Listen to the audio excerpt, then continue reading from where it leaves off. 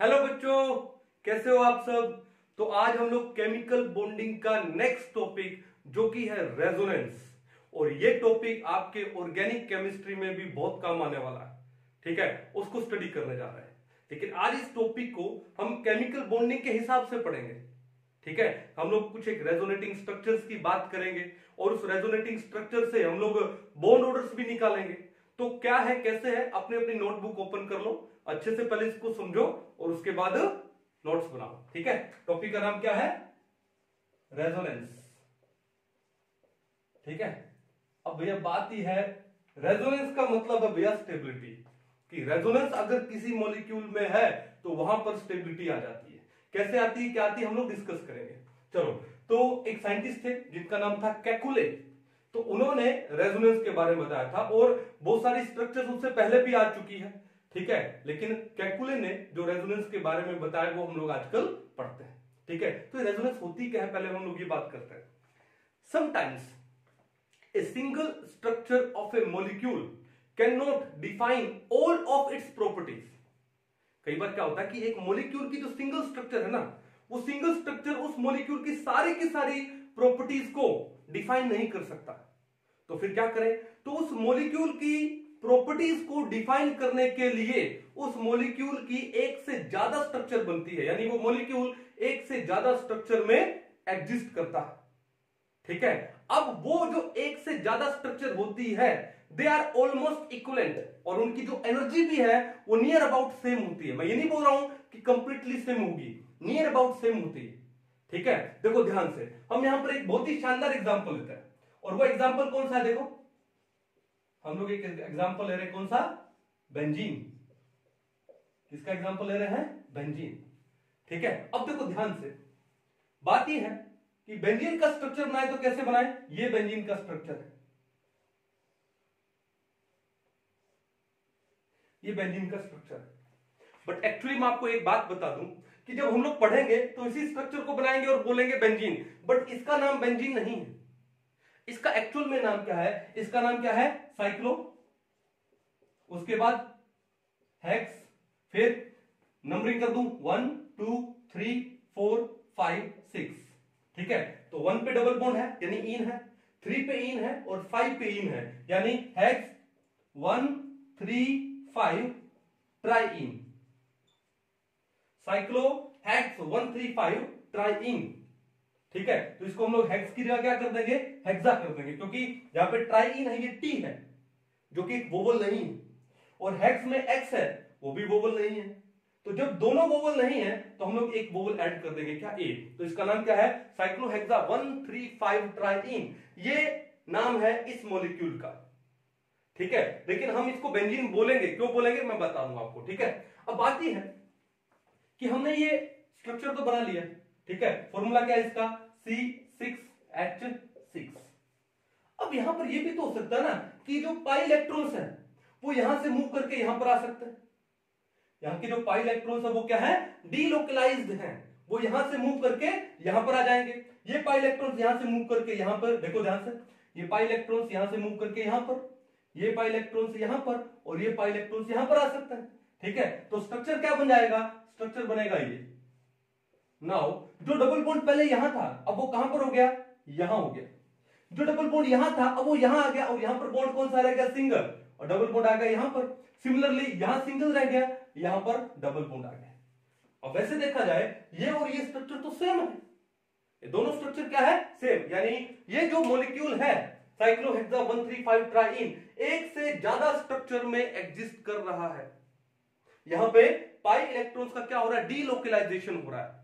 क्या हो रहा है, डीलोकलाइजेशन। डीलोकलाइजेशन का मतलब क्या है, वो लोकलाइज नहीं है, फिक्स नहीं है कि इन दोनों कार्बन में ही होंगे, नो, वो अपनी पोजीशन से आगे जा सकते हैं। तो लोकलाइज नहीं हुए तो क्या हुआ, डीलोकलाइज्ड हुए। तो यहां पे पाई इलेक्ट्रॉन्स है वो डीलोकलाइज्ड है। तो इस मॉलिक्यूल की साइक्लोहेक्सा 1 3 5 ट्राइइन की एक से ज्यादा स्ट्रक्चर बन गई, यानी यहां पर दो स्ट्रक्चर बन गए। अब ये जो दो स्ट्रक्चर है जो हमको नियर अबाउट सेम लग रही है, क्या है, यहां पे सिंगल था, यहां पे डबल है, यहां पे डबल है, यहां सिंगल है, single double and so on. तो ये जो दो स्ट्रक्चर है इन स्ट्रक्चर्स को हम लोग क्या बोलते हैं, रेजोनेटिंग स्ट्रक्चर्स बोलते हैं। क्या बोलते हैं स्ट्रक्चर्स को हम लोग? Resonating structures. देखो इनको हम लोग बोलते हैं क्या? रेजोनेटिंग स्ट्रक्चर्स, या मैं इसको शॉर्ट में क्या लिख दूं? RS, resonating structures. फिर आगे हम लोग आरएस ही लिखेंगे, मतलब रेजोनेटिंग स्ट्रक्चर। या फिर इनको हम लोग क्या बोलते हैं? कैकुले स्ट्रक्चर्स, क्योंकि कैकुले ने बताया, कैकुले स्ट्रक्चर्स। ठीक है, रेजोनेटिंग स्ट्रक्चर्स बोलो, कैकुले स्ट्रक्चर्स बोलो, एक ही बात है। अब एक बात ही है कि जो रेजोनेटिंग स्ट्रक्चर्स है they are separated by double headed arrow. ये चीज ध्यान में रखिएगा, resonating structures are separated by double headed arrow. Why? क्योंकि दोनों एक दूसरे में क्या है? इंटरकन्वर्टिबल है, दोनों एक दूसरे में इंटरकन्वर्टिबल है। दैट्स व्हाई हमने इनको सेपरेट किया, किससे? डबल हेडेड एरो से। अब बात ही है, क्या बात हुआ था कि some time a single structure of a molecule cannot decide all of its properties. In that case, that molecule, it has more than one type of structures, and these structures are known as resonating structures. But मजे वाली बात पता है क्या है? मजे वाली बात है कि अभी भी ये एक्चुअल स्ट्रक्चर नहीं है। जो एक्चुअल स्ट्रक्चर है वो इनके बीच की कोई स्ट्रक्चर होती है। The actual structure of the molecule is the hybrid of these resonating structures. और उस स्ट्रक्चर को हम लोग क्या बोलते हैं? रेजोनेंस हाइब्रिड या रेजोनेटिंग हाइब्रिड। ठीक है, और वो स्ट्रक्चर देखो हम लोग कैसे बनाएंगे, देखो ध्यान से। ये हाइब्रिड क्या बोलता है? ठीक है, हाइब्रिड यानी बीच का मिक्सअप। ठीक है, तो ये बोलता है कि ये जो बॉन्ड यहाँ पे 1 और 2 कार्बन के बीच में बॉन्ड आपको जो डबल दिखाई दे रहा है और यहाँ पे बॉन्ड सिंगल दिखाई दे रहा है, तो ये बोलता है कि this bond is neither double nor single, this bond is between double and single. और डबल और सिंगल के बीच का कौन सा होगा? 1 और 2 के बीच का कौन सा होगा भाई? 1.5। तो इस 1.5, भाई 1 तो है, 0.5 को कैसे दिखाएं? ऐसे हम लोग डॉटेड लाइन से शो कर देते हैं। किससे शो कर देते हैं? डॉटेड लाइन से। Similarly this bond is neither single nor double, तो क्या हो जाएगा वही डॉटेड लाइन से। This bond is neither double nor single, यानी ये बॉन्ड सारे के सारे कैसे हैं? सिंगल और डबल के बीच में। ये जो बॉन्ड है वो ना तो डबल है ना सिंगल है, वो सिंगल और डबल के बीच में। ठीक है, तो ये क्या हो गया? रेजोनेंस हाइब्रिड हो गया। इसको हम लोग क्या बोलते हैं? Resonance hybrid. और ये जो रेजोनेंस हाइब्रिड है, it is the real structure. यही रियल स्ट्रक्चर, यही एक्चुअल स्ट्रक्चर है, और इसको हम लोग बोलते हैं बेंजीन। बेंजीन किसको बोलेंगे? इसको। इन दो स्ट्रक्चर को एक्चुअल में बेंजीन नहीं बोलते हैं, एक्चुअल में, ये याद रखिएगा। बट जब मोस्टली हम लोग क्वेश्चंस वगैरह करते हैं तो हम लोग बेंजीन में यही लिखते हैं, but in real these two structures are not benzene, these are cyclohexane 1,3,5 triene। Actual structure है ये। ठीक है, ये इन दोनों स्ट्रक्चर के बीच का, इसको हम लोग बोलते हैं क्या? Resonance hybrid. अब रेजोनेंस हाइब्रिड को रेजोनेटिंग स्ट्रक्चर से सेपरेट कैसे करते हैं? 3 हॉरिजॉन्टल पैरेलल लाइंस। हमने हॉरिजॉन्टल पैरेलल लाइंस बनाई है 3। ठीक है, resonance hybrid is separated from the resonating structures by 3 horizontal parallel lines. कहानी समझ गए? अब आपको एक बात बता दूं, बात ये है, चाहे आप तो ये ऐसे बनाओ या ऐसा लग रहा है बीच में एक रिंग आ गया है, तो इसको हम लोग ये, या फिर देखो ऐसे शो करता है, बीच में एक रिंग दिखा देता है। क्या दिखा देते हैं? रिंग। तो ये क्या हमारा? बेंजीन। क्या नाम है? बेंजीन। कहानी क्लियर है? और मैं आपको एक बात बता दूं, इसका एक आईयूपीएसी नेम भी है, और आईयूपीएसी नेम क्या है इसका? Phene, PHENE। What is the IUPAC name of benzene? Phene. Clear है? चलो, जब आप ऑर्गेनिक पढ़ोगे तो इसके बारे में डिटेल में आएगा, हम डिटेल में स्टडी करेंगे इसके बारे में। अब बात यह है कि जो रेजोनेटिंग स्ट्रक्चर्स है, मजे वाली बात, these are hypothetical, these really do not exist. ये क्या होती है? हाइपोथेटिकल होती है। ठीक है, जैसे हाइब्रिडाइजेशन है वो हाइपोथेटिकल है, वैसे रेजोनेटिंग स्ट्रक्चर्स भी क्या होती है? They are hypothetical. ठीक है, और ये कौन सी स्ट्रक्चर है? ये रियल स्ट्रक्चर है। Resonance hybrid is the real structure. अब क्वेश्चन ये आता है कि सर अगर ये स्ट्रक्चर हाइपोथेटिकल है तो फिर बनाते क्यों? क्या जरूरत है इनकी? यहां पे तो हमारे पास रियल स्ट्रक्चर है, रियल हीरो है। तो बात यह है कि जब हम लोग ऑर्गेनिक में हम लोग रिएक्शंस करेंगे बेंजीन की बहुत सारी, तो यहां पर हम लोग कैसे रिएक्शन कराएंगे, कैसे बॉन्ड को तोड़ेंगे, कैसे बॉन्ड का मूवमेंट दिखाएंगे, पाई इलेक्ट्रॉन्स कैसे डीलोकलाइज करेंगे। अब पाई इलेक्ट्रॉन्स तो यहीं से इन स्ट्रक्चर से ही डीलोकलाइज करके समझा सकते हैं मैकेनिज्म से। तो जब हम लोग मैकेनिज्म में जाते हैं रिएक्शन के, तो हमको ये स्ट्रक्चर बनानी पड़ती है so that we can show the movement of pi electrons. ठीक है ना, कहानी समझ आ गई, इसलिए हम लोग ये स्ट्रक्चर बनाते हैं। Otherwise these structures are hypothetical in nature. कहानी समझ आ गई, कोई दिक्कत नहीं है। ठीक है, तो ये सिंपल सा कॉन्सेप्ट था रेजोनेंस का। अब बात ये है केमिकल बॉन्डिंग में हम लोग कुछ एक रेजोनेटिंग की स्ट्रक्चर की बात करेंगे। क्या सिर्फ बेंजीन में ही रेजोनेंस होती है? नो। ठीक है, एक्चुअली रेजोनेंस एक्चुअली है क्या, मैं आपको बता दूं। रेजोनेंस क्या है, ये है पाई पाई कॉन्जुगेशन। इसका दूसरा नाम क्या है? पाई पाई कॉन्जुगेशन।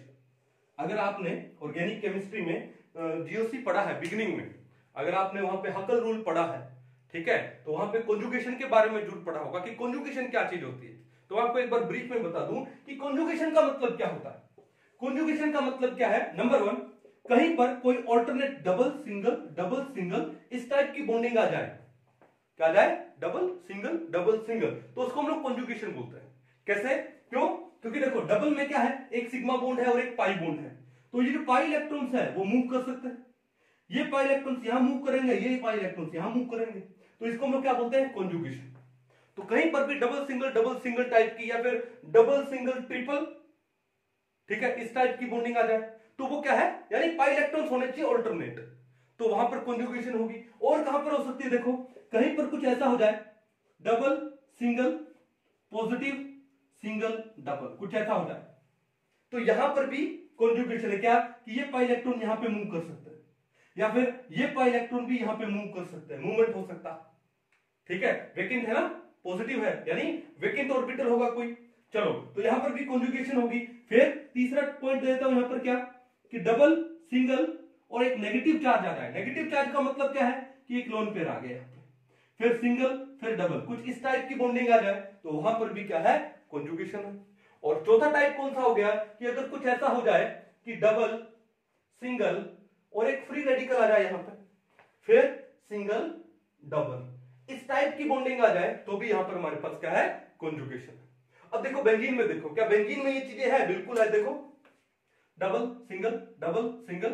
सिंगल यानी कॉन्जुगेशन है। ठीक है, फिर कॉन्जुगेशन के बारे में पता चल गया। फिर हमने बोला कि जो रेजोनेंस का मतलब होता है क्या? पाई पाई कॉन्जुगेशन, यानी कॉन्जुगेशन होगा किसमें होगा? पाई इलेक्ट्रॉन्स में होगा। जैसे देखो यहां पर कि डबल सिंगल डबल, ये कहने का मतलब क्या हुआ कि डबल बॉन्ड में क्या है? पाई इलेक्ट्रॉन्स है। तो ये पाई इलेक्ट्रॉन, जैसे मान लो ये मैंने दिखाया कि ये पाई इलेक्ट्रॉन्स यहां मूव किए, ये पाई इलेक्ट्रॉन्स यहां पे मूव किए, तो क्या हुआ? पाई पाई कॉन्जुगेशन होगा। ठीक है, जैसे मान लो हम लोग यहां पर आए थर्ड में, डबल सिंगल लोन पेयर। अब ये लोन पेयर है, ये जब आगे मूव करेगा तो कौन सा बॉन्ड बनाएगा? सिंगल बॉन्ड तो ऑलरेडी बना हुआ है, सिग्मा तो ऑलरेडी बना हुआ है, तो अब कौन सा बॉन्ड बनेगा? पाई बॉन्ड बनेगा। और फिर ये पाई इलेक्ट्रॉन्स आगे मूव कर जाएंगे तो आगे नेगेटिव चार्ज आ जाएगा, तो यहां पर भी क्या हो गई? कॉन्जुगेशन हो गई। कहानी क्लियर है? तो रेजोनेंस को हम लोग क्या बोलते हैं? पाई पाई कॉन्जुगेशन बोलते हैं। क्लियर है? चलो अब हम लोग कुछ एक एग्जांपल लेते हैं इनऑर्गेनिक केमिस्ट्री में इस रेजोनेंस को समझाने के लिए, और इस रेजोनेटिंग स्ट्रक्चर से हमको निकालना है क्या? बॉन्ड ऑर्डर निकालना है। देखो हमने मॉलिक्यूलर ऑर्बिटल थ्योरी पढ़ा, और एमओटी में हमने जो डाई एटॉमिक मॉलिक्यूल्स या आयंस होते हैं, जैसे H2 हुआ, N2 हुआ, NO हुआ, CO हुआ, O2 हुआ, O2 positive, O2 negative, O2 positive, O2 negative, CO positive, 3.5 bond order होता है। इन सब का हमने बॉन्ड ऑर्डर निकालना सीखा, और हमने ट्रिक से सीखा था। क्या था? बाबा ट्रिपल बी ट्रिपल ए, बाबा की 3 बीबी 3 औलाद, पढ़ा था ना डिटेल में। और अगर आपने किसी ने नहीं पढ़ा है, डिस्क्रिप्शन में मैं लिंक डाल देता हूं, उसको अच्छे से पढ़िएगा, क्योंकि एग्जाम में क्वेश्चन आते हैं। अब बात यह है कि यहां पर हम लोग पढ़ने वाले हैं क्या? बॉन्ड ऑर्डर डायटोमिक मॉलिक्यूल में नहीं, पॉलीएटॉमिक मॉलिक्यूल्स एंड आयंस में। कि अगर आपके पास कोई पॉलीएटॉमिक मॉलिक्यूल है या पॉलीएटॉमिक आयन है, वहां पर अगर हमको बॉन्ड ऑर्डर निकालना हो, ठीक है, अगर वो रेजोनेटिंग स्ट्रक्चर्स हैं उनकी, तो कैसे बॉन्ड ऑर्डर निकालें वो हम लोग आज स्टडी करने वाले हैं। पहले कॉन्सेप्ट में जाएंगे और उसके बाद किस में जाएंगे? ट्रिक में जाएंगे। क्लियर है? तो पहले इसको एक बार अच्छे से नोट डाउन कर लो। हाँ जी, चलो एक चीज मैं आपको और समझा देता हूं। यहां पर उसमें जाने से पहले एक एनर्जी के बारे में थोड़ा ब्रीफ में डिस्कस करते हैं। कौन सी एनर्जी के बारे में? रेजोनेंस एनर्जी के बारे में।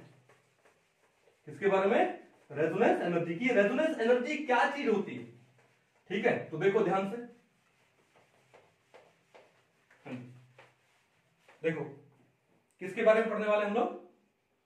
Resonance energy. ठीक है, अब बात यह है कि जितने भी रेजोनेटिंग स्ट्रक्चर बनेगी, जैसे बेंजीन में हमने बनाई 2, अब कोई जरूरी नहीं कि 2 हो। ठीक है, किसी मॉलिक्यूल में 3 भी हो सकती है, 4 भी हो सकती है, 5 भी हो सकती है। ठीक है, तो जितने भी रेजोनेटिंग स्ट्रक्चर है उन सभी रेजोनेटिंग स्ट्रक्चर का या तो एनर्जी सेम हो सकता है या सबका डिफरेंट भी हो सकता है। लेकिन उन रेजोनेटिंग स्ट्रक्चर में जिस रेजोनेटिंग स्ट्रक्चर का एनर्जी सबसे कम होगा, देखो एनर्जी कम होने का मतलब क्या होता है? स्टेबिलिटी ज्यादा होती है। तो मैं बोल दूं कि out of different resonating structures of a molecule और ion, the one which has lowest energy, जिस रेजोनेटिंग स्ट्रक्चर का एनर्जी लोएस्ट होता है, यानी जिसका स्टेबिलिटी ज्यादा होता है। देखो ध्यान से, मान लो मैंने वर्टिकल साइड में किसको ले लिया? एनर्जी को ले लिया। किसको ले लिया? एनर्जी को।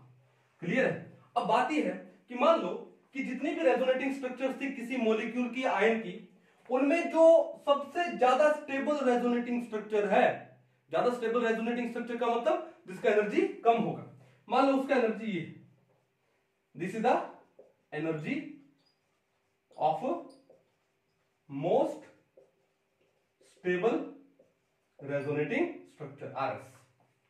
ये जो एनर्जी है, मान लो क्या है? This is the energy of most stable resonating structure. फिर जो रेजोनेंस हाइब्रिड है, अब देखो सबसे ज्यादा स्टेबल कौन होता है? रेजोनेंस हाइब्रिड होता है। अब जो सबसे ज्यादा स्टेबल है तो उसका एनर्जी तो इन रेजोनेटिंग स्ट्रक्चर से भी कम होगा। मान लो this is the energy of, this is the energy of resonance hybrid, RH. समझ गए? अब बात यह है कि ये जो एनर्जी का जो डिफरेंस है, ये जो एनर्जी का डिफरेंस है, इस डिफरेंस ऑफ एनर्जी को, इस डेल्टा ई को, डेल्टा एच को हम लोग यहां पे क्या बोलते हैं? रेजोनेंस एनर्जी बोलते हैं। क्या बोलते हैं इसको?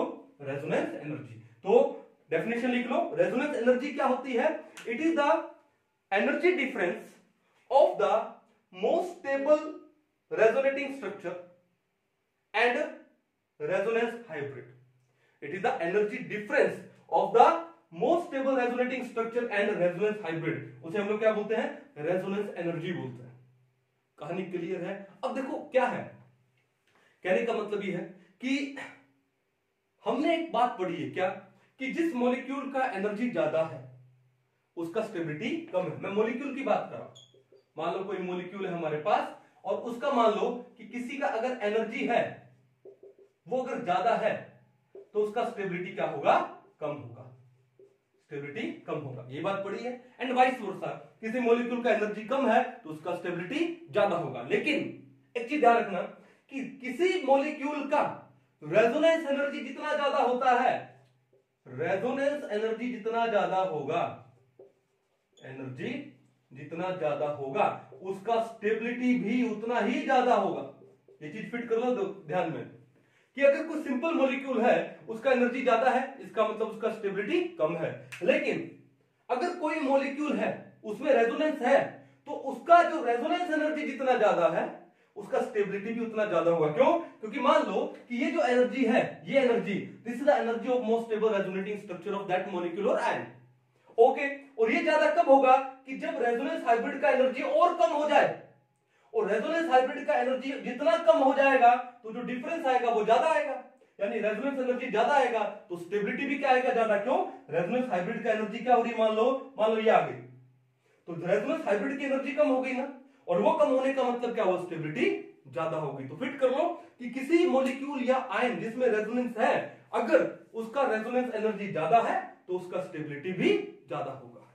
कहानी समझ आ गई? So what is resonance energy? It is the energy difference of the most stable resonating structure and resonance hybrid. इन दोनों की एनर्जी का जो डिफरेंस है that is known as resonance energy. कहानी समझ आ गई? कोई दिक्कत नहीं है। और एक मॉलिक्यूल या आयन का जिसमें रेजोनेंस है, उसका अगर रेजोनेंस एनर्जी ज्यादा है तो उसका स्टेबिलिटी भी क्या होगा, ज्यादा होगा।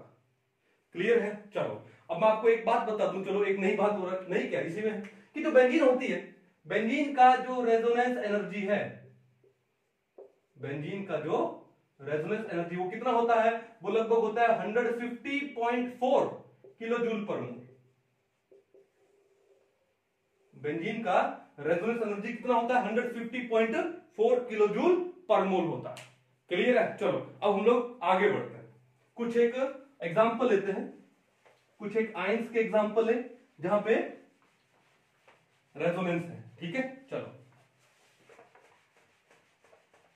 ध्यान से।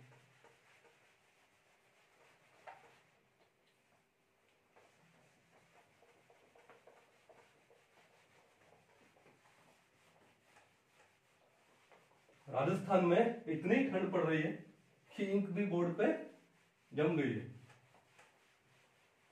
चलिए तो हम लोग क्या कर रहे हैं, हम लोग निकालने वाले हैं अभी क्या, bond order of different resonating structures. Bond order of resonating structures.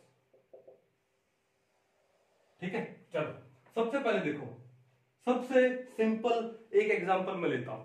जैसे मान लो आपको दे दिया जाए क्या, फॉस्फेट आयन दे दिया गया आपको, PO4 3 नेगेटिव, आपको क्या दे दिया गया, फॉस्फेट आयन। क्लियर है? अगर आपको कोई बोले कि इस फॉस्फेट आयन का स्ट्रक्चर बनाइए तो कैसे बनाएंगे, देखो ध्यान से। सेंट्रल एटम कौन है, P। ओके, अब उसके बाद कितने ऑक्सीजन लगे हैं, 4, और हमको पता है कि एक ऑक्सीजन डबल बॉन्ड बना के मानेगा, लेकिन चार्ज कितना है, 3 नेगेटिव। अब एक ऑक्सीजन के ऊपर कितना नेगेटिव आएगा, 1। जब एक ऑक्सीजन के ऊपर 1 नेगेटिव आता है तो वो सिंगली बॉन्डेड होता है। तो how many negatives are there, 3। इसका मतलब there are 3 oxygens with a single bond and negative charge each. Clear? फिर कितना बचा, एक ऑक्सीजन बचा आउट ऑफ 4, 3 तो सिंगली बॉन्डेड है और नेगेटिव चार्ज है इनके ऊपर। एक ऑक्सीजन बचा तो वो क्या होगा, वो डबल बॉन्डेड होगा। तो ये क्या हो गया, फॉस्फेट का स्ट्रक्चर हो गया। क्या हो गया, फॉस्फेट का स्ट्रक्चर। अब देखो बात ये है कि जो ऑक्सीजन डबली बॉन्डेड है उसके पास 2 लोन पेयर है, और जो सिंगल बॉन्डेड है उनके पास 3 लोन पेयर है। ठीक है, अब क्या यहां पे रेजोनेंस हो सकती है, बिल्कुल हो सकती है। कैसे, कि ये जो ऑक्सीजन है सिंगली बॉन्डेड ये वाला, ये अपना लोन पेयर यहां पे ला सकता है, तो फिर ये पाई इलेक्ट्रॉन्स यहां पे मूव हो सकता है। तो रेजोनेटिंग स्ट्रक्चर कैसे बनेगा, देखो resonating structures are separated by double headed arrow. कैसे बनेगा, P, उसके बाद ये बॉन्ड कौन सा हो गया, अभी सिंगल हो गया। पहले कितने लोन पेयर थे, 2, अब 2 पाई इलेक्ट्रॉन्स और आ गए, कन्वर्ट हो गए लोन पेयर में, चार्ज कौन सा आ गया, नेगेटिव।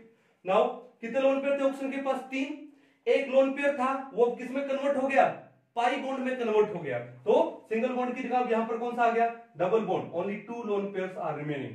उसके बाद सेम वही O नेगेटिव, O नेगेटिव, कहानी समझ आ गई। अब देखो उसके बाद और क्या हो सकता है, और ये हो सकता है देखो कि ये लोन पेयर इधर आ जाए और ये पाई इलेक्ट्रॉन्स कहां चले जाए, इधर चले जाए, ये भी पॉसिबिलिटी है। देन P O नेगेटिव, फिर ये पाई इलेक्ट्रॉन जब इधर आएंगे तो बॉन्ड हो गया सिंगल, 2 लोन पेयर की जगह 3 lone pair and negative charge, और यहां पर क्या हो गया, डबल बॉन्ड, एक लोन पेयर यूज हो गया पाई बॉन्ड में। ठीक है, तो कितने लोन पेयर बचे, 2, और ये नेगेटिव। क्लियर? उसके बाद नेक्स्ट ये लोन पेयर यहां आ सकता है, फिर ये पाई इलेक्ट्रॉन्स यहां पे मूव कर सकते हैं, तो क्या बना स्ट्रक्चर, स्ट्रक्चर बनेगा P O नेगेटिव, फिर O नेगेटिव, फिर ये क्या हो गया, सिंगल बॉन्ड हो गया अभी नेगेटिव, और ये बॉन्ड कौन सा हो गया, डबल बॉन्ड। ठीक है, तो देखो कि जो डबल बॉन्ड है वो हर एक ऑक्सीजन के पास है, यहां पर इस ऊपर वाले ऑक्सीजन के पास भी डबल बॉन्ड है, फिर यहां पर भी डबल बॉन्ड है, इस ऑक्सीजन के पास भी डबल बॉन्ड है, इसके पास भी डबल बॉन्ड है। ठीक है, तो कितनी रेजोनेटिंग स्ट्रक्चर बन रही है हमारे पास, टोटल 4 रेजोनेटिंग स्ट्रक्चर बन रही है। अब कहने का मतलब है कि इस स्ट्रक्चर में P और O के बीच का ये बॉन्ड डबल दिखाई दे रहा है, तो बॉन्ड ऑर्डर हुआ कितना, 2। बॉन्ड ऑर्डर क्या होता है, number of bonds between 2 atoms, तो यहां पे बॉन्ड ऑर्डर हुआ 2 और यहां पे बॉन्ड ऑर्डर कितना हुआ, 1। तो अब बात यह है कि ये बॉन्ड ना तो डबल है ना सिंगल है, तो क्या होगा, डबल और सिंगल के बीच का होगा, यानी यहां पे रेजोनेंस हुई है, and these are what resonating hybrid. तो यहां पर जो हमें बुक में या किसी भी आप नोट्स में देखिए, कहीं भी देखिए, तो सिंपल सा एक फॉर्मूला दिया हुआ है। क्या फॉर्मूला दिया हुआ देखो, कि यहां पर अगर हमको बॉन्ड ऑर्डर निकालना है, यहां पर हमको क्या निकालना है, बॉन्ड ऑर्डर। तो कैसे निकालेंगे, कैसे इसलिए निकालेंगे, देखो ध्यान से, कि यहां पर जो टोटल नंबर ऑफ बॉन्ड्स कितने बना रहा है फास्फोरस, यहां पे 5। देखो हर एक रेजोनेटिंग स्ट्रक्चर में फास्फोरस के टोटल 5 बॉन्ड बन रहे हैं, 2 3 4 5, 1 2 3 4 5 एंड सो ऑन। तो बॉन्ड ऑर्डर कैसे निकालेंगे, total number of bonds of central atom, central atom है उसके total number of bonds, clear है, अपॉन में number of resonating structures, upon में नंबर ऑफ रेजोनेटिंग स्ट्रक्चर। तो सेंट्रल एटम कितने बॉन्ड बना रहा है यहां पे, 5, या फिर ऐसा भी लिखा जाता है कि वैलेंसी या number of electrons in the valence shell of the central atom. जैसे फास्फोरस के वैलेंस शेल में कितने हैं, 5 इलेक्ट्रॉन है, अपॉन में क्या हो गया, नंबर ऑफ रेजोनेटिंग स्ट्रक्चर। अब यहां पे फास्फोरस 5 बॉन्ड बना रहा है, ये लो 5, अपॉन टोटल कितने रेजोनेटिंग स्ट्रक्चर बने यहां पे 4, तो 5/4 कितना हुआ 1.25। तो ये जो बॉन्ड ऑर्डर है फास्फोरस एंड ऑक्सीजन का, हर एक फास्फोरस एंड ऑक्सीजन के बीच का, दैट बॉन्ड ऑर्डर इज 1.25। कौन सा बॉन्ड ऑर्डर है, 1.25। These 4 are resonating structures, and as I told you earlier that resonating structures are hypothetical, they do not exist। तो real structure क्या होती है, the real structure is the resonance hybrid. तो resonance hybrid क्या होगा, देखो ये होगा P O O O O, ठीक है, और ये बॉन्ड ऑर्डर 1.25, 1 से ज्यादा है तो मैं इसको डॉटेड से दिखा दूंगा, और 3 नेगेटिव, यानी इन चारों ऑक्सीजन के ऊपर 3 नेगेटिव चार्ज। पिक्चर समझ आ गई। तो ये तो बेसिक फॉर्मूला जो आपको क्या दिया गया है, बुक में दिया गया है। लेकिन यहां पर एक छोटी सी प्रॉब्लम आ जाती है हम लोग कंपटीशन वालों के लिए। क्या प्रॉब्लम आ जाती है कि हमारे पास वहां पर लिमिटेड टाइम है, तो क्या हम लोग ये सारी की सारी रेजोनेटिंग स्ट्रक्चर बनाएंगे वहां पर, ठीक है। अब चलो फॉस्फेट का तो हमको पता लग गया रेजोनेटिंग स्ट्रक्चर क्या है, हमारे पास कुछ एक एग्जांपल आ जाए। जैसे हमारे पास मान लो कुछ ये आ गया कि ASO4 3 नेगेटिव, मान लो ये एग्जांपल आ गया, कोई आपसे पूछे यहां पर कि यहां पर बॉन्ड ऑर्डर क्या होगा, तो कैसे करोगे, तो दिक्कत आएगी। तो क्यों ना हमको एक ट्रिक बना लेना चाहिए, और उस ट्रिक से हम ये सारी की सारी जो भी रेजोनेटिंग स्ट्रक्चर को बनाने का झंझट ही खत्म हो जाए, और फिर बॉन्ड ऑर्डर क्या आता है, वो बॉन्ड ऑर्डर उस ट्रिक से ही हमारे पास आ जाए, और उसी से हम लोग क्या हो गए, रेजोनेंस हाइब्रिड का स्ट्रक्चर फॉर्म कर ले, ठीक है। यानी हम किसी आयन का या किसी मॉलिक्यूल का हम लोग स्ट्रक्चर भी बना सकते हैं ट्रिक से। अगर हमने बॉन्ड ऑर्डर निकाल लिया तो कैसे, देखो ट्रिक क्या बोलता है, देखो ध्यान से, ठीक है, देखिए यहां पे ट्रिक ये बोलता है कि अगर मेरे को इसका बॉन्ड ऑर्डर निकालना है तो मैं क्या फॉर्मूला लगाता हूं। मैंने देखा कि सेंट्रल एटम के साथ में कौन सा एटम है, ऑक्सीजन है। अब देखो जो एटम सेंट्रल एटम के साथ में लगा होता है उसको हम लोग क्या बोलते हैं, साइड एटम, या उसको बोलते हैं हम लोग पेरिफेरल एटम, एक ही बात है, साइड एटम बोलो या पेरिफेरल एटम बोलो, ठीक है। अब आपको देखना है कि सेंट्रल एटम के साथ में जो साइड एटम है, पेरिफेरल एटम है, उसका वैलेंसी कितना है। अब ऑक्सीजन का वैलेंसी कितना होता है, 2। तो हम लोग बॉन्ड ऑर्डर निकालने का एक नया फॉर्मूला बनाते हैं, क्या, this is the valency of side atom या पेरिफेरल एटम प्लस, वैलेंसी ले लिया, प्लस में, अब देखो यहां पे कि ये जो फॉस्फेट आयन दिया है उसके ऊपर टोटल कितना चार्ज है, ठीक है। तो क्या लिखोगे, प्लस में टोटल चार्ज ऑन आयन, कि आयन के ऊपर टोटल कितना चार्ज, अपॉन में क्या लिखोगे, अपॉन में ये जो पेरिफेरल एटम है वो कितने हैं, ये जो साइड एटम है वो कितने हैं, अपॉन में नंबर ऑफ साइड एटम्स। बड़ा सिंपल सा फॉर्मूला है। अब इस फॉर्मूला से आपको ये रेजोनेटिंग स्ट्रक्चर बिल्कुल नहीं बनानी पड़ेगी। कैसे, देखो ध्यान से, अब यहां पर फॉस्फेट में पेरिफेरल एटम ऑक्सीजन और उसका वैलेंसी कितना है, 2, फिर क्या लगाना है, प्लस, फिर टोटल चार्ज ऑन आयन, कितना चार्ज है भैया, -3, कितना है -3, ये बात क्लियर है। अपॉन में नंबर ऑफ साइड एटम्स, कितने हैं साइड एटम्स यहाँ पे 4 है, अपॉन में हो गया 4, क्लियर। प्लस माइनस माइनस, तो क्या है आपके पास, ये आया 2 - 3/4, 3/4 कितना होता है 0.75, तो ये आपके पास आ गया 2 - 0.75, जब 2 में से 0.75 माइनस करोगे तो वैल्यू कितनी आएगी 1.25, ये लो आ गया हमारा बॉन्ड ऑर्डर, कितना 1.25, पहले कितना निकाला था, पहले भी 1.25 आया था, लेकिन उसके लिए रेजोनेटिंग स्ट्रक्चर बनानी पड़ी थी, लेकिन इसमें तो रेजोनेटिंग स्ट्रक्चर बनाने की जरूरत ही नहीं पड़ी। कहानी समझ आएगी, तो कैसे करोगे बॉन्ड ऑर्डर निकालने का नया फॉर्मूला, क्या करोगे, valency of the side atom या पेरिफेरल एटम प्लस में total charge on that ion, जैसे यहां पे फॉस्फेट पे 3 नेगेटिव है, अभी सल्फेट करेंगे 2 नेगेटिव है, और अपॉन में क्या करोगे number of peripheral atoms, number of side atoms, तो उससे क्या आ जाएगा आपका बॉन्ड ऑर्डर आ जाएगा, क्लियर है। जैसे चलो एक एग्जांपल और लेते हैं, इसको नोट कर लो, मिटा दिया जाए। चलिए हमको यहां पे अभी रेजोनेटिंग स्ट्रक्चर्स बनाने की कोई जरूरत नहीं, हाँ जी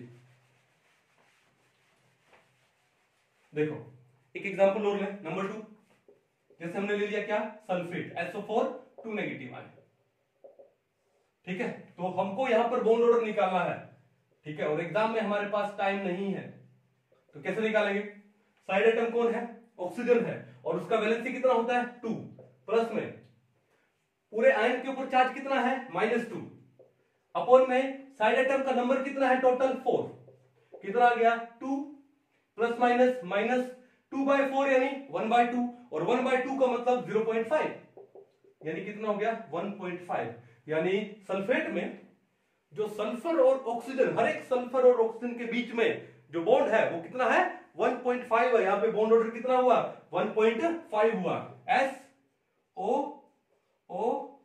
एंड O, ठीक है, और टोटल चार्ज कितना है 2 नेगेटिव, तो बॉन्ड ऑर्डर कितना हुआ 1.5, simple, no need to draw all the resonating structures, clear.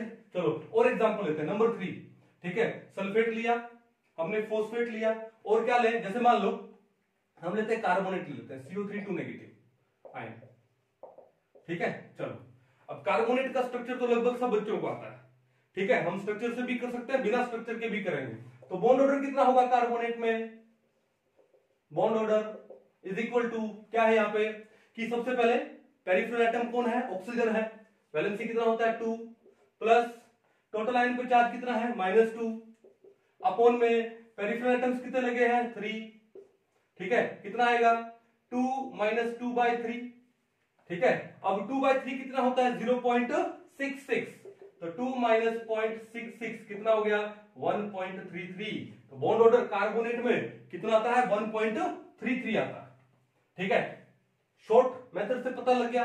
चलो एक बार लॉन्ग मेथड से करते हैं, कार्बोनेट का स्ट्रक्चर बना लें COOO, देखा कि 2 नेगेटिव है, इसका मतलब there are 2 oxygen with single bonded and having a negative charge each, फिर क्या बचा, एक ऑक्सीजन बचा वो डबली बॉन्डेड है और उसके ऊपर 2 लोन पेयर है, तो क्या होगा कि ये लोन पेयर इधर और ये पाई इलेक्ट्रॉन्स इधर, क्या स्ट्रक्चर बनेगा CO, 2 लोन पेयर सब कितने हो गए 3 लोन पेयर, क्योंकि पाई इलेक्ट्रॉन्स मूव हो गए, चार्ज कौन सा आ गया नेगेटिव, यहां पे डबल बॉन्ड O, पहले 3 लोन पेयर थे, एक लोन पेयर यूज हो गया in the formation of pi bond, अब बचे सिर्फ 2 लोन पेयर और यहां पर O नेगेटिव, क्लियर है। सिमिलरली क्या होगा, सिमिलरली ये इधर क्या बनेगा CO negative, then single bond हो गया, अब ये नेगेटिव, ये बॉन्ड हो गया डबल, ठीक है, तो कितने रेजोनेटिंग स्ट्रक्चर बने 1 2 3, कितने बने 1 2 3, और वैसे देखिए टोटल कितने बॉन्ड बना रहा है कार्बन सब ऑक्सीजन के साथ मिलकर 4 हर एक रेजोनेटिंग स्ट्रक्चर में, तो यहां पे बॉन्ड ऑर्डर कितना हो जाता है total number of bonds by centre atom 4 upon में total number of resonating structure 1 2 3, तो 4/3 कितना हो जाएगा 1.33, और हमारा कितना आ रहा है, हमारा भी 1.33 आ रहा है, लेकिन जो हमने किया फॉर्मूला से डायरेक्ट से उसमें टाइम लगा कम, और ये स्ट्रक्चर बना के करें उसमें टाइम लगेगा ज्यादा। कहानी समझ आ रही है, क्लियर है। चलो, तो कार्बोनेट का हो गया, सल्फेट का हो गया, फॉस्फेट का हो गया, और कुछ एक स्ट्रक्चर हम लोग ड्रॉ करते हैं। ठीक है, चलिए मिटा दिया जाए इसको, पोज करके साथ में नोट डाउन करते रहिए, बहुत काम आने वाला है कंपटीशन में। कंपटीशन में हार्डवर्क के साथ में, फिर से बोल देता हूं, कंपटीशन में हार्डवर्क के साथ में स्मार्ट वर्क भी काम आता है। और वो स्मार्ट वर्क का क्या मतलब है कि आपने जब प्रिपरेशन किया है तब हार्डवर्क किया है, और उस थ्योरी को, उन कॉन्सेप्ट्स को समझ के आपने उसको ट्रिक्स में ढाल लिया है, और जब वही कॉन्सेप्ट्स पे क्वेश्चन एग्जाम में आएंगे तो आप वही ट्रिक यूज करके अपना टाइम सेव कर सकते हो। मेरा सिंपल सा मानना है, competition is all about time management. अगर ये वीडियो कोई टीचर देख रहा है वो भी मेरे बात से एग्री होगा। अगर आपको टाइम मैनेजमेंट आ गया, इसका मतलब आपके सिलेक्शन को कोई नहीं रोक सकता। ठीक है, अब वो टाइम मैनेज कब होगा कि जब आपका कॉन्सेप्ट स्ट्रॉन्ग होगा। ठीक है, इतना स्ट्रॉन्ग होगा कि आपने उसको ट्रिक्स में ढाल लिया, एग्जाम में क्वेश्चन आया, ट्रिक्स लगाया, डन। किसी 1 मिनट के क्वेश्चन को अगर आप 5 से 10 सेकंड में सोल्व कर पाते हो, इसका मतलब आप कंपटीशन में हो। सही है, और वही काम हम लोग यहां पे करने जा रहे हैं। क्लियर है? चलिए चले नेक्स्ट पे। अभी हम लोग लेते हैं बोरेट आयन। ठीक है, BO3 3 नेगेटिव। चलो, मैंने आपको फॉर्मूला बता दिया है, आप फटाफट देखो। BO3 3 नेगेटिव में बॉन्ड ऑर्डर क्या होगा, निकाल के देखिए एक बार। क्या बोला हम लोगों ने? BO3 3 negative ion. ठीक है, चलो तो ट्रिक लगाते हैं। क्या बॉन्ड ऑर्डर कैसे निकाले? साइड एटम कौन है? ऑक्सीजन, उसका वैलेंसी कितना है? 2 प्लस टोटल चार्ज कितना है? -3 अपॉन में साइड एटम का नंबर कितना है? 3। कितना हो गया? 2 माइनस 3/3 कितना होता है? 1। तो प्लस माइनस माइनस, तो ये हो गया 2 - 1 यानी 1। बॉन्ड ऑर्डर 1 है भाई। यहां पे बोरेट में बॉन्ड ऑर्डर कितना है? 1 है।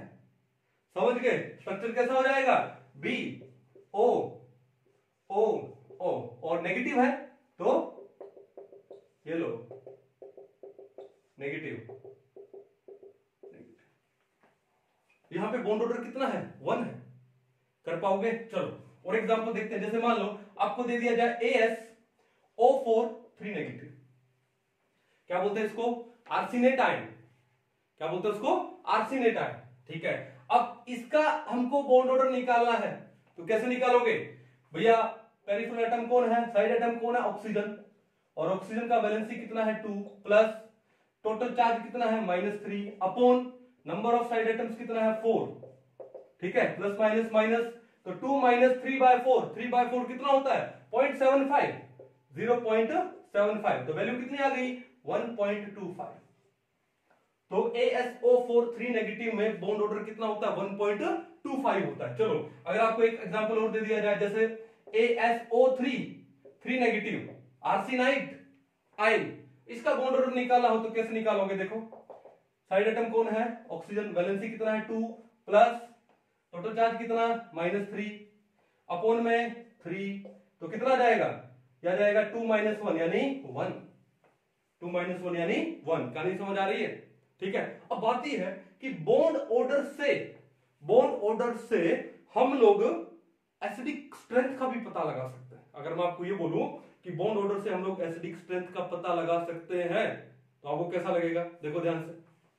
ठीक है, देखो ये आर्सेनेट आयन है, तो इसका एसिड कौन सा हुआ होगा? इसका एसिड हुआ होगा क्या? H3AsO4। भाई 3 नेगेटिव है, 3 नेगेटिव हटा के हमने 3 हाइड्रोजन लगा दिए, H3AsO4। और स्ट्रॉन्ग एसिड कौन सा होता है? जो जल्दी H पॉजिटिव रिलीज करता है, और H पॉजिटिव रिलीज करने के बाद जो उसका एनायन हो, वो एनायन क्या कर ले? अपने आप को स्टेबलाइज कर ले। ठीक है, तो वो स्ट्रॉन्ग एसिड हो जाएगा। ठीक है, अब ये आर्सेनाइट आयन का जो एसिड बनेगा, 3 नेगेटिव है, 3 हाइड्रोजन लगा दो, H3AsO3, तो इसका नाम क्या हो जाएगा? आर्सेनस एसिड। आर्सेनस एसिड, और इसका नाम क्या है? Arsenic acid. ठीक है, अब कोई आपसे पूछे आर्सेनिक एसिड और आर्सेनस एसिड में स्ट्रॉन्ग एसिड कौन सा है, तो हम लोग क्या बोलेंगे कि जो आर्सेनिक एसिड था, अगर ये अपने 3 H पॉजिटिव दे दे तो पीछे क्या बचता है? AsO4 3 negative. अब ये जो AsO4 3 नेगेटिव बच रहा है उसका बॉन्ड ऑर्डर कितना आता है 1.25, यानी वहां पर आर्सेनिक और ऑक्सीजन का बॉन्ड ऑर्डर ज्यादा है, बॉन्ड स्ट्रेंथ ज्यादा है, उन्होंने अपने आप को स्टेबलाइज कर लिया रेजोनेंस से। भाई बॉन्ड ऑर्डर अगर फ्रैक्शन में है इसका मतलब वहां पे रेजोनेंस है, ठीक है ना। चलो तो अब यहां पर आर्सेनस एसिड में अगर ये अपने 3H पॉजिटिव दे तो पीछे जो आर्सेनाइट बनेगा, आयन बनेगा, तो वहां पे बॉन्ड ऑर्डर कितना आता है 1 आता है, इसमें बॉन्ड ऑर्डर आता है 1 और यहां पे बॉन्ड ऑर्डर आता है 1.25। और बॉन्ड ऑर्डर जितना ज्यादा होगा, बॉन्ड ऑर्डर जितना ज्यादा होगा वही एनाइन उतना ही ज्यादा क्या हो जाएगा, स्टेबल हो जाएगा। तो हमको पता लगा है कि आर्सेनिक एसिड में H पॉजिटिव रिलीज होने के बाद जो आर्सेनाइट आयन बनता है उसका बॉन्ड ऑर्डर है ज्यादा एज कंपेयर टू आर्सेनस एसिड, ठीक है। अगर बॉन्ड ऑर्डर ज्यादा है तो इसका मतलब वो स्ट्रॉन्ग एसिड है, वो जल्दी H पॉजिटिव को रिलीज कर देगा, जा भाई जा। और ये जल्दी H पॉजिटिव को रिलीज नहीं करेगा क्योंकि रिलीज होने के बाद बॉन्ड ऑर्डर कम है, वो नहीं है सिर्फ। तो हम लोग बॉन्ड ऑर्डर से एसिडिक स्ट्रेंथ का भी पता लगा सकते हैं। जैसे मान लो अभी हम लोगों ने क्या डिस्कस किया, देखो ध्यान से, हमने डिस्कस किया सल्फेट और हमने डिस्कस किया फॉस्फेट, PO4 3 नेगेटिव। अब इनसे जो एसिड बनेंगे, जैसे सल्फेट से एसिड बना H2SO4 और फॉस्फेट से क्या बना H3PO4। H3PO4 का मतलब क्या है, फॉस्फोरिक एसिड, फॉस्फोरिक एसिड, और ये क्या है आपका सल्फ्यूरिक एसिड। अब आपको कोई बोले कि दोनों में से स्ट्रॉन्ग एसिड कौन सा है, ठीक है, तो हमारे माइंड में पिक्चर है कि सल्फ्यूरिक एसिड है, it is stronger than phosphoric acid. लेकिन इसको हम लोग प्रूव भी कर सकते हैं। कैसे प्रूव करें कि सल्फ्यूरिक एसिड में H पॉजिटिव जाने के बाद जो सल्फेट आयन बनता है उस सल्फेट आयन में बॉन्ड ऑर्डर कितना होता है, बताओ क्या निकाला था हम लोगों ने, बॉन्ड ऑर्डर 1.5 निकाला था। कैसे, अभी निकाल सकते हैं। ऑक्सीजन है पेरिफेरल एटम, साइड एटम, उसका वैलेंसी कितना है 2 प्लस -2/4, -2/4 यानी -1/2, यानी 2 -1/2 यानी 1.5। और फॉस्फेट में हमने क्या निकाला था बॉन्ड ऑर्डर 1.33। तो बताओ किसका बॉन्ड ऑर्डर ज्यादा है, इसका बॉन्ड ऑर्डर ज्यादा है, जल्दी H पॉजिटिव रिलीज कर देगा क्योंकि इसके पीछे जो एनायन बचेगा वो बॉन्ड ऑर्डर उसका ज्यादा हो गया। वहां पे सेंट्रल एटम और जो साइड एटम है वो अच्छे से आपस में बॉन्डेड हो जाएंगे, स्टेबल हो जाएंगे। तो H2SO4 में और फॉस्फोरिक एसिड में स्ट्रॉन्ग एसिड कौन सा हुआ, कौन हुआ, सल्फ्यूरिक एसिड हुआ, ठीक है। चलो कुछ और एग्जांपल लेते हैं, इसको एक बार नोट डाउन करो आप। चलिए, आपने क्लोरीन के ऑक्सो एसिड के बारे में सुना होगा। अगर आप क्लास 12 में हैं या रिपीटर्स में हैं और अभी नीट या जेई मेंस या जेई एडवांस देने वाले हैं 2021 का, तो आपने क्लास 12 के पी ब्लॉक एलिमेंट में जो क्लोरीन है उनके ऑक्सो एसिड के बारे में जरूर सुना होगा, ठीक है। तो क्वेश्चन ये है, देखो ध्यान से मैंने लिया HClO4, मैंने लिया HClO3, बड़ा ही इंपॉर्टेंट क्वेश्चन है ये, कई बार एग्जाम में आया है। मैंने लिया HClO2 और एक ले लिया हमने HOCl, उसको छोड़ दो, हम इन तीनों को लेते हैं एक बार। मैं बोलूं कि इन तीनों में स्ट्रॉन्ग एसिड कौन सा है, अगर मेरे को एसिडिक स्ट्रेंथ की बात करनी हो, अगर मेरे को किसकी बात करनी हो, एसिडिक स्ट्रेंथ की, तो HClO4 is more acidic then HClO3। इसका नाम क्या है, इसका नाम है परक्लोरिक एसिड। क्या नाम इसका, परक्लोरिक एसिड। इसका नाम क्या है, क्लोरिक एसिड। इसका नाम क्या है, क्लोरस एसिड। तो इन तीनों में स्ट्रॉन्गर एसिड कौन सा है, परक्लोरिक एसिड। ऑर्डर क्या है, perchloric acid is more stronger than chloric acid and chloric acid is more stronger than chlorous acid, ठीक है। अब इसको हम लोग प्रूव कैसे करें, हम इसको बॉन्ड ऑर्डर से प्रूव कर सकते हैं। कैसे कि ये जो HClO4 है, इसने H पॉजिटिव दिया, पीछे क्या बचा, ClO4 नेगेटिव आयन। यहां पर इसने H पॉजिटिव दिया, क्या बचा, ClO3 नेगेटिव आयन। HClO2 ने भी H पॉजिटिव दिया तो बचा ClO2 नेगेटिव आयन। क्लियर है, ठीक है, सबने एक एक H पॉजिटिव दे दिया और पीछे इनके एनायन ये बचे। अब इनके एनायन में जिसका बॉन्ड ऑर्डर ज्यादा होगा, इसका मतलब है वो जल्दी H पॉजिटिव रिलीज कर रहा है वो एसिड, और जल्दी H पॉजिटिव रिलीज करा तो वो स्ट्रॉन्ग एसिड हुआ। तो निकालते हैं बॉन्ड ऑर्डर। तो बॉन्ड ऑर्डर कैसे निकालेंगे इसका, बताओ। पेरिफेरल एटम कौन है? ऑक्सीजन। वैलेंसी कितना हुआ? 2 प्लस टोटल चार्ज कितना है? -1 बाय में नंबर कितना है? 4। तो कितना हो गया? 2 माइनस 1/4। 1/4 कितना होता है? 0.25। तो 2 माइनस 0.25 कितना आ गया? 1.75। यहां पर बॉन्ड ऑर्डर आता है 1.75। यहां निकालते हैं क्या आएगा? पेरिफेरल एटम का वैलेंसी 2 प्लस -1/3 यानी 2 माइनस 1/3 और 1/3 यानी 0.33। तो ये वैल्यू कितनी आ गई? ये वैल्यू आपके पास आ गई 1.66 कुछ वैल्यू आ गई। सिमिलरली यहां पर क्या आएगा? 2 प्लस -1/2 1/2 यानी 0.5 2 माइनस 0.5 यानी 1.5। यहां पर बॉन्ड ऑर्डर का वैल्यू कितना है? 1.5। तो देखो इन तीनों एनायन में बॉन्ड ऑर्डर सबसे ज्यादा किसका है? ClO4 नेगेटिव का है, फिर उसके बाद ClO3 नेगेटिव का और बाद में ClO2 नेगेटिव का। तो इनमें से जो स्ट्रॉन्गर एसिड हुआ वो कौन सा हुआ? HClO4 हुआ। क्यों? जल्दी H पॉजिटिव रिलीज करेगा और उसके बाद उसका जो एनायन है वो स्टेबल हो जाता है। ठीक है, और बॉन्ड ऑर्डर कितना आता है उसमें? 1.75 जो सबसे ज्यादा है। कहानी क्लियर है, कोई दिक्कत नहीं है। अगर मान लो मैं यहां पे ले लेता क्या? HOCl या HClO ले लेता, ठीक है, जिसको हम लोग क्या बोलते हैं? हाइपोक्लोरस एसिड बोलते हैं। क्या बोलते हैं इसे हम लोग? Hypochlorous acid. अब इसका भी हम लोग एसिडिक स्ट्रेंथ कंपेयर कर लें कि अगर इसने भी H पॉजिटिव दिया, अगर इसने H पॉजिटिव दिया तो पीछे क्या बचता? OCl नेगेटिव बचता या ClO नेगेटिव बचता। ठीक है, सेंट्रल एटम कौन है यहाँ पे? क्लोरीन। ClO नेगेटिव बचता, हाइपोक्लोराइट आयन। तो यहां पर भी हम लोग बॉन्ड ऑर्डर निकालें कैसे? सेंट्रल एटम, पेरिफेरल एटम कौन है? ऑक्सीजन। उसका वैलेंसी कितना है? 2 प्लस चार्ज कितना है? -1 अपॉन में ऑक्सीजन कितना है? एक ही है, तो 2 माइनस 1 कितना हुआ? 1। तो यहां पे बॉन्ड ऑर्डर कितना आ रहा है? 1, जो कि इससे भी कम है। तो इसका मतलब जो HOCl है, हाइपोक्लोरस एसिड है, इन चारों में सबसे वीक एसिड। तो कहने का मतलब है बॉन्ड ऑर्डर से हम लोग एसिडिक स्ट्रेंथ का भी पता लगा सकते हैं। क्या आपने कभी सोचा था कि ये काम भी हो सकता है? और हमने देखो कितने सारे आयंस हैं, उनका हमने बॉन्ड ऑर्डर निकाल दिया, उनका रेजोनेटिंग स्ट्रक्चर ड्रॉ किए बिना। समझ रहे हो? चलो तो इसको नोट डाउन करो। और एग्जांपल लेते हैं, थोड़े से मजा आ रहा है, थोड़ा और एग्जांपल डिस्कस करेंगे। क्या डिस्कस करें? हाँ जी, जैसे हम लोग एक तो ले लेते हैं कार्बन मोनोऑक्साइड, एक ले लेते हैं कार्बन डाइऑक्साइड। अच्छा, ये क्वेश्चन तो कई बार एग्जाम में आया था। और एक ले लेते हैं हम लोग क्या? Carbonate ion. देखो एग्जांपल पहला देखो क्या है, आपको दे दिया जाए कार्बन मोनोऑक्साइड, कार्बन डाइऑक्साइड और कार्बोनेट आयन, और आपको इनके बॉन्ड ऑर्डर के डिक्रीजिंग ऑर्डर में डालना है कि किसका बॉन्ड ऑर्डर ज्यादा होता है, किसका कम होता है। तो देखो ये क्या है? आपका डायटोमिक मॉलिक्यूल है और इसका बॉन्ड ऑर्डर तो हमने MOT से निकाला था। ठीक है, कार्बन में total number of electron 6, oxygen में 8, 6 + 8 14। टोटल इलेक्ट्रॉन कितने हैं? 6 + 8 कितना हुआ? 14 हुआ।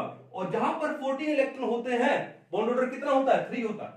तो इसका जो बॉन्ड ऑर्डर है CO का वो कितना है? 3। फिर कार्बन डाइऑक्साइड का हम लोग स्ट्रक्चर जानते हैं भाई। कार्बन डाइऑक्साइड में क्या है? हमारे पास है C double bond O double bond O। भाई बॉन्ड ऑर्डर कितना है? 2 है। तो कार्बन डाइऑक्साइड का बॉन्ड ऑर्डर है 2। फिर कार्बोनेट का अभी हमने बॉन्ड ऑर्डर निकाला कितना? 1.33। दोबारा से निकाल लेते हैं क्या? पेरिफेरल एटम कौन है?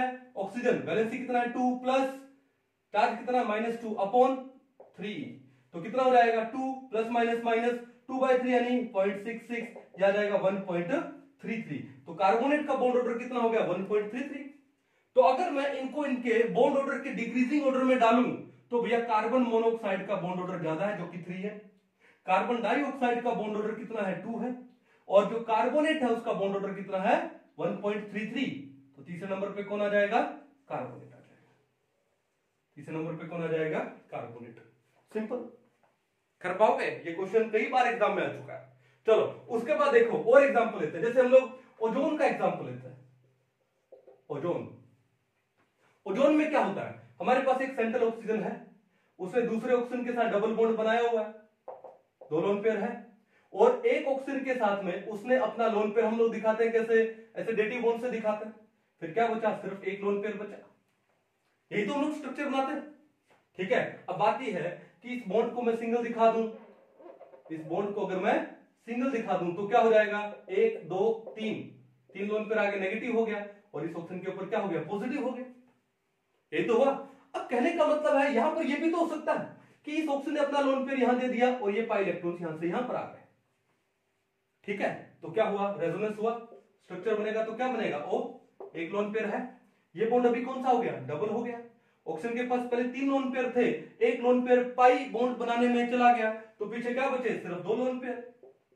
ठीक है, नेगेटिव खत्म हो गया। अब ये डबल बॉन्ड से क्या हो गया, सिंगल हो गया, पाई इलेक्ट्रॉन्स बन गए लोन पेयर। कौन सा चार्ज आ गया, नेगेटिव, और इसके ऊपर पॉजिटिव तो है। कहानी समझ आ रही है। अब चार्ज दिखाने की आपको जरूरत नहीं है, अगर ऑक्सीजन सिंगली बॉन्डेड है, 3 लोन पेयर है, इसका मतलब नेगेटिव चार्ज है, you need not to show. अब कहने का मतलब क्या है कि this bond between these oxygens is neither double nor single. Double भी नहीं है, सिंगल भी नहीं है, तो क्या होगा, डबल और सिंगल के बीच का होगा, देखा double headed arrow. This bond is neither single nor double, it is between double और सिंगल। तो रेजोनेंस हाइब्रिड क्या बनेगा इसका, ओ ओ ओ, ये रेजोनेंस हाइब्रिड बनेगा। तो ये बॉन्ड ऑर्डर कितना है यहां पे, तो यहां पर ये बॉन्ड ऑर्डर आता है कितना, 1.5।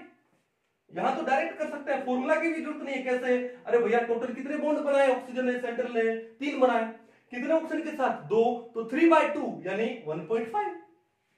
तो ओजोन में बॉन्ड ऑर्डर कितना होता है, 1.5 होता है। कितना होता है, 1.5। कर पाओगे, कोई दिक्कत नहीं है। चलो इसी तरह मान लो बेंजीन का आ जाए, अरे बेंजीन का तो बाएं हाथ का खेल है भाई, तो बेंजीन में बॉन्ड ऑर्डर कितना होगा, तो सिंपल सी बात है, देखो कि हमने क्या बनाया, इनके रेजोनेटिंग स्ट्रक्चर बनाए। ठीक है, हमने क्या बनाया, रेजोनेटिंग स्ट्रक्चर। तो ये यहां पे डबल बॉन्ड, ये यहां पे सिंगल, तो बॉन्ड ना तो डबल है ना सिंगल है, यानी डबल और सिंगल के बीच का, 1 और 2 के बीच का कितना होता है, 1 + 2/2 यानी 3/2। तो यहां पे जो बॉन्ड ऑर्डर है वो कितना हो जाएगा, 1.5। तो बेंजीन में भी बॉन्ड ऑर्डर कितना होता है, 1.5 होता है। कर पाओगे, कोई दिक्कत नहीं है।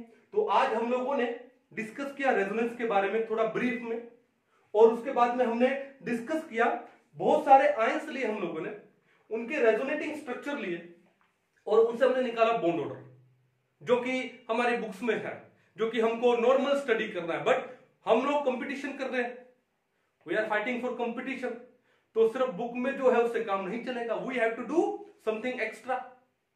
हमको एक्स्ट्रा ऑर्डिनरी बनना है तो हमको थोड़ा एक्स्ट्रा करना पड़ेगा। तो हमने क्या काम किया, हमने रेजोनेटिंग स्ट्रक्चर बनाना स्किप किया। ठीक है, हमने अपना एक ट्रिक लगाया, फॉर्मूला लगाया, उससे विदाउट रेजोनेटिंग स्ट्रक्चर्स यानी रेजोनेटिंग स्ट्रक्चर बनाए बिना ही हम लोग बॉन्ड ऑर्डर निकाल सकते हैं, कोई भी आपको आयन दे दिया जाए। क्लियर है, और हमने बहुत सारे डिस्कस किए भी हैं, और आपको जो भी एग्जांपल मिलते हैं ढूंढ ढूंढ के निकालो और इनको करो, फिर देखो कितना मजा आता है। कर पाओगे, कोई इशू नहीं है। ठीक है, चलो अब एक चीज और करते हैं, कि अगर मान लो आपको बोल दिया जाए कि जो एवरेज चार्ज है ऑन साइड एटम वो कैसे निकाला है, तो भैया सिंपल सी बात बता दो, तुम देखो ध्यान से। मान लो हमको क्या निकालना है, average charge on side atom. कैसे, जैसे मान लो आपको दिया है PO4 3 नेगेटिव एग्जांपल। ठीक है, अब साइड एटम कौन है, ऑक्सीजन। यहां पर हर एक ऑक्सीजन का एवरेज चार्ज क्या होगा, एवरेज ऑक्सीडेशन क्या होगा। तो देखो ध्यान से कैसे करना है, सिंपल सी बात। देखो टोटल कितना नेगेटिव चार्ज है, 3, और वो नेगेटिव चार्ज 3 कितने ऑक्सीजन में डिस्ट्रीब्यूटेड है, 4 में। तो जो एवरेज चार्ज कैसे निकालोगे, वो निकालोगे टोटल चार्ज, कैसे निकालोगे, total charge on ion upon में total number of side atom. ठीक है, अब टोटल चार्ज कितना है, -3, और टोटल नंबर कितना है, 4, तो -3/4 0.75, आगे साइन क्या जाएगा, माइनस का। तो हर एक ऑक्सीजन पे, फॉस्फेट आयन में हर एक ऑक्सीजन पे टोटल चार्ज, एवरेज चार्ज बोलते हैं, वो कितना है, -0.75। दूसरा एग्जांपल लेते हैं, जैसे हमने लिया सल्फेट।